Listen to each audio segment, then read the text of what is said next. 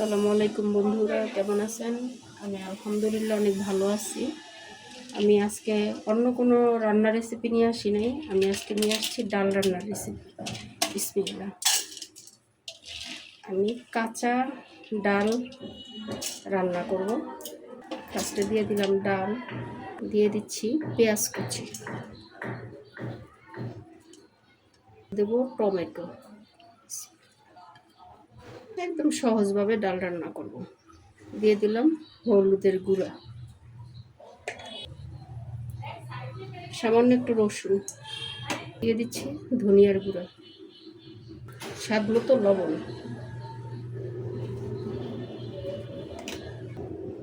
অল্প একটু গরম মশলা, 1 চিমটি আদা রসুন বাটা, দিচ্ছি তেল,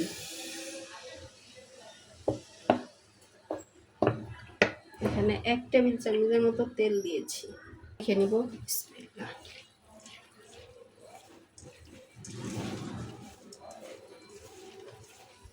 আমি কাঁচাই মেখে নিলাম। এখন সিদ্ধ হওয়ার জন্য পরিমাণ মতো পানি দিব। বিসমিল্লাহ। এভাবে রান্না করলে পেট ভরে ভাত খাওয়া যায় ডাল দিয়েই শুধু। এখন চুলার জালটা জ্বালিয়ে নিব।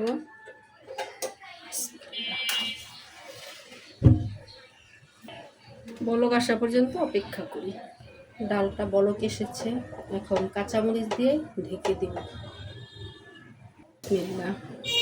আসুন দেখি কেমন হলো।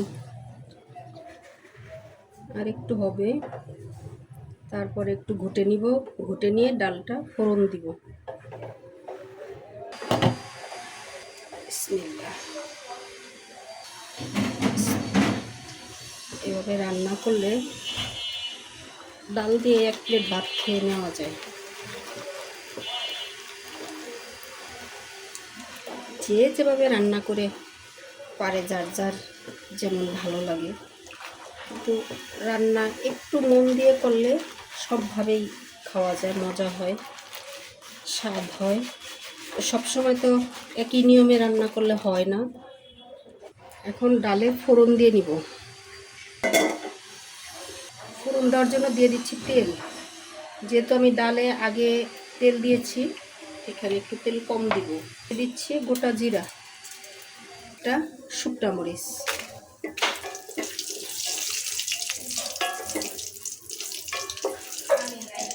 দিয়ে দিচ্ছি রসুন কুচি,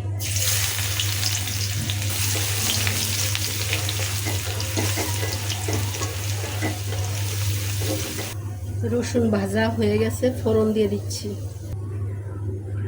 ফোড়ন দেওয়া হয়ে গেছে, এখন আরেকটু গরম করে নামিয়ে নিব।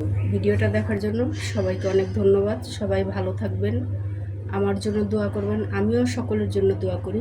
আল্লাহ হাফেজ।